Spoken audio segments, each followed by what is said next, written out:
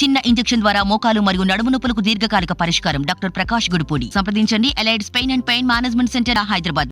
తెలుగువారి ఆత్మ గౌరవాన్ని ప్రపంచానికి చాటు చెప్పిన గొప్ప వ్యక్తి ఎన్టీఆర్.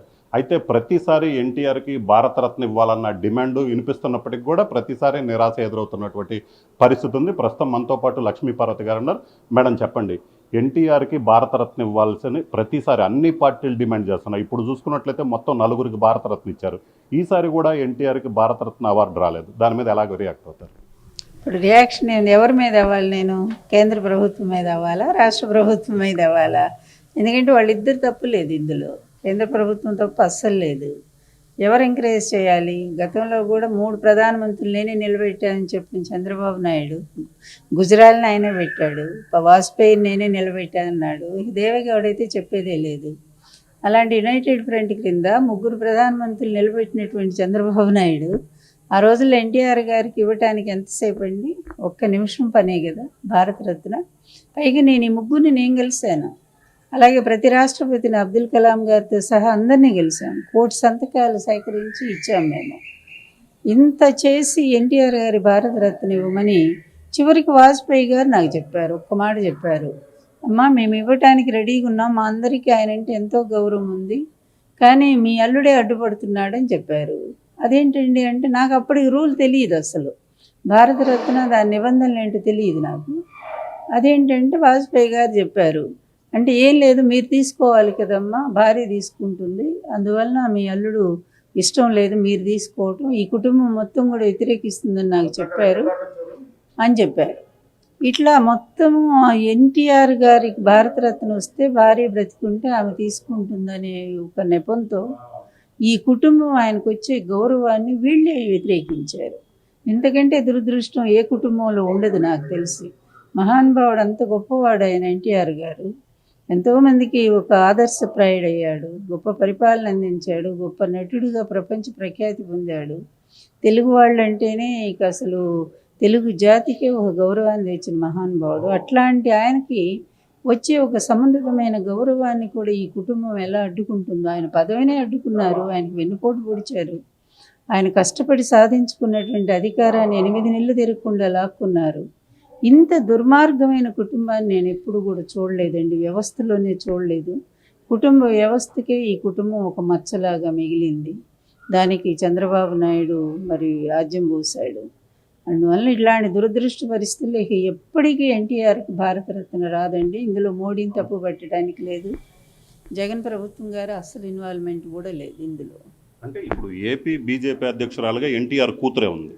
సో ఇటు తెలుగుదేశం పార్టీ ఇవ్వాలని చెబుతుంది, ఒకవైపు చూసుకున్నట్లయితే కేంద్రంలో అధికారంలో ఉన్న బీజేపీకి ఏపీ అధ్యక్షురాలు పురంధేశ్వరి, వైసీపీకి సంబంధించి కూడా భారతరత్న ఇవ్వాలని క్లియర్గా చెప్తున్నారు. అయినా ఎందుకు రాలేదంటారు? అదే ఇప్పుడు ఇంత విని ఏదో రామాయణం అంతా విని అన్నట్టు ఉంటుంది, మళ్ళీ కథ మొదటికి వస్తుంది. అందువల్ల ఇప్పుడు ఇది ఆ కుటుంబమే. ఇప్పుడు మీరు అన్నారు మంచి మాట, ఏంటంటే బీజేపీ అధ్యక్షురాలుగా ఉండి ఆమె అడిగితే ఇవ్వరా? మోడీ గారు ఇవ్వరా? చివరి పివి నరసింహారావు గారికి కూడా ఇచ్చారు కదా. మరి అలాంటిది అంతకంటే ఇంకా సీనియర్గా ఎన్టీఆర్ గారి పేరు ఎప్పటి నుంచో భారతరత్న రావాలని ఉంది కదా.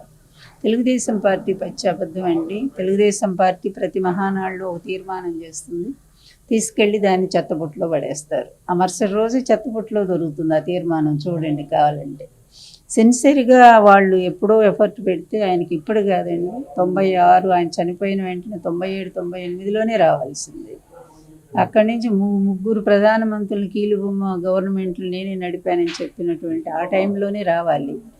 చాలా స్పష్టంగా దేవేగౌడ కళ్ళమ్మ నీళ్లు కూడా పెట్టుకున్నారు ప్రధానమంత్రిగా ఉన్నప్పుడు. నేను గెలిస్తే అమ్మా నేను నిస్సహాయండి, ఇప్పుడు నేను ఒకళ్ళ చేతిలో చిక్కుకొని ఉన్నాను నేను, లేకపోతే నాకు అత్యంత మిత్రుడు నాకు ఎన్టీఆర్, ఆయనకి ఇవ్వకపోవటం ఏంటని ఆయన కళ్ళ వెంట నీళ్లు పెట్టుకున్నారు. అవన్నీ నేను మర్చిపోలేదు. దుర్మార్గుడు ఈ చంద్రబాబు నాయుడు తన స్వార్థం కోసం ఎట్లాంటి వాటినైనా పూర్తిగా భూస్థాపితం చేస్తాడు. తన అవసరం కోసం మళ్ళీ వాళ్ళని ఎత్తి పైన కూర్చోబెట్టి వాడు ఆయన్ని చంపి తర్వాత చివరికి ఆయన ఫోటోలు వాడుకుంటుంది మళ్ళీ అదే దుర్మార్గుడు. అందువల్ల ఇంత నీచ నికృష్టుడు ఈ వ్యవస్థలో అవసరమా? నిన్న నా ప్రెస్ మీట్లో కూడా ఇదే చెప్పాను నేను. ఇంత స్వార్థపరుడు, ఇంత అవకాశవాది, ఇంత అవినీతిపరుడు, ఇటువంటి చెప్పాలంటే ఒక హంతకుడు ఇలాంటి వాడు ఆంధ్ర ప్రజలకు అవసరమా, ఆంధ్ర రాష్ట్రానికి అవసరమా? ప్రజలు మీరే ఆలోచించండి అని చెప్పి నిన్న నేను ఒక స్టేట్మెంట్ ఇచ్చాను. ఈరోజు కూడా అదే ఇస్తున్నాను నేను. సో మీరు చెప్తున్నారు ఏదైతే రాష్ట్రానికి అవసరమని. ప్రజెంట్ ఇప్పుడు పొలిటికల్ ట్రెండ్ రాబోయే ఎన్నికలు రాబోతున్నాయి. ఇప్పుడు చూసినట్లయితే పవన్ కళ్యాణ్ టీడీపీ కలిశారు. ఖచ్చితంగా మేమే వస్తాం, 150 సీట్లకు పైగా తగ్గకుండా వస్తాం, జగన్ ప్రభుత్వానికి 20 సీట్లకే పరిమితం అయితే అంటున్నారు. అంటే మీరు తిరుగుతున్నారు రాష్ట్ర వ్యాప్తంగా, ఎలాగనిపిస్తుంది? మేము తిరిగినా ఎవరు తిరిగినా కూడా మొన్న సభలో ఒక్కటి ఉదాహరణ చాలు కదా.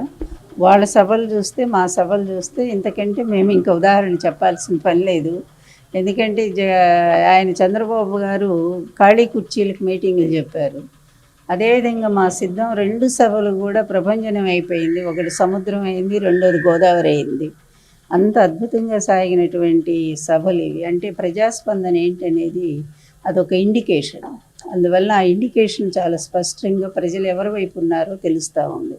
ఇప్పుడు దాదాపుగా రాష్ట్ర ప్రజలను 5 సంవత్సరాలు ఒక దోపిడీ చేసి 1,50,000 కోట్లు మింగేసి ప్రజలకు ఒక్క మేలు కూడా చేయకుండా ఇప్పుడు కేసులన్నీ కూడా చుట్టుముడితే వాటిని విడిపించుకోవడానికి ఢిల్లీ వాళ్ళ కాళ్ళు పట్టుకొని తిరుగుతున్న చంద్రబాబును ఒక నాయకుడిగా గుర్తిస్తారా ప్రజలు? ప్రజల కోసమే అహరహం కూడా మరి శ్రమిస్తూ ప్రజల్లోనే ఉంటూ తనని ఎన్ని ఇబ్బందులు పెడుతున్నా, జైలు పాలు చేసిన, 16 నెలలు ఉంచిన, కక్షగట్టి, అదేవిధంగా ఓడించిన, మళ్ళీ ప్రజలతోనే ఉంటూ ప్రజల బాగు కోసమే నిరంతరం కష్టపడుతున్న జగన్మోహన్ రెడ్డి గారు ముఖ్యమంత్రి అయిన తర్వాత ప్రజలకు ఎన్ని రకాల మేలు చేశారు. దాదాపు 1,50,000 కోట్ల రూపాయలు ప్రజలకు అందించారు. కరోనా లాంటి టైంలో తల్లిదండ్రులు కూడా పారిపోతుంటే ఒక తండ్రిలాగా వాళ్ళకు అండగా నిలబడి వాళ్ళకి ఏ ఇబ్బంది లేకుండా మందులు కానీ భోజనాలు కానీ అన్నీ సప్లై చేయించి అప్పటికప్పుడు కేంద్రాలు, ఆరోగ్య కేంద్రాలు తెరిపించి ఎంత ఆదుకున్నారో రూపాయి ఖర్చు లేకుండా. మరి ఇట్లాంటి వాళ్ళు లీడర్ అవుతారా? కరోనా టైంలో హైదరాబాదు పారిపోయి ఇంట్లో కూర్చొని మరి సింగపూర్ నుంచి మందులు తెప్పించుకొని వాడుకున్నటువంటి చంద్రబాబు లాంటి స్వార్థపరులు నాయకులు అవుతారా? ప్రజలకు ఆ మాత్రం తెలియదా? అదిగాక ఈరోజు 35 లక్షల ఇళ్ల స్థలాలు, అలాగే ఇళ్ళు కూడా దాదాపు 20 లక్షల ఇళ్ళు పూర్తిగా వస్తూ ఉన్నాయి. ఇవన్నీ అందించి పేద ప్రజలకి దాదాపు 10 లక్షల దాకా ఆదాయాన్ని సమకూర్చిన వాడు నాయకుడు అవుతాడా? లేకపోతే పేదల ఇళ్ల పేరుతో కూడా ఒక దోపిడీ చేసే టిట్కో ఇళ్ల పేరుతో జనాల్ని మోసం చేసినటువంటి వాడు నాయకుడు అవుతాడా? ఈ కంపారిజన్స్ చాలు కదా. ఒకటేంటి, అమ్మఒడి ద్వారా ఇటు విద్య అటు వైద్యం, ఒక రంగం ఏంటండి, ఏ రంగం చూసినా కూడా పరుగులు పెట్టిస్తూ ఇంటర్నేషనల్గా అంతర్జాతీయ స్థాయిలో ఆంధ్రప్రదేశ్ నిలబెట్టినటువంటి ఘనత ఒక్క జగన్మోహన్ రెడ్డి గారికి దక్కుతుంది. అలాంటి నాయకుడు నవ్వుతూ నా భవిష్యత్తు అండి. అతను పుట్టడు, ఇక అట్లాంటి వాడు పుట్టబోడు కూడానండి. ఒక్క జగన్ అంతే. అంటే మీరు ఇందాక ఒకటే చెప్పారు, కేసుల కోసం కాళ్ల మీద పడ్డారు, ఢిల్లీ పెద్దల కాళ్ల మీద పడ్డారని. నిన్న చూసినట్లయితే చంద్రబాబు అమిత్ షాని కలిశారు, నడ్డాని కలిశారు. ఆ టైంలో పాదాభివందనం చేశారని ఫేక్ ప్రచారం చేస్తున్నారు. అవినీతి కేసులు జగన్ మీద ఉన్నాయి. సో జగన్ ఢిల్లీ పెద్దల కాళ్ళు పట్టుకుంటారు కానీ చంద్రబాబు పట్టుకోరు అంటున్నారు. ఇప్పుడు అదొక అబద్ధాల ప్రపంచం.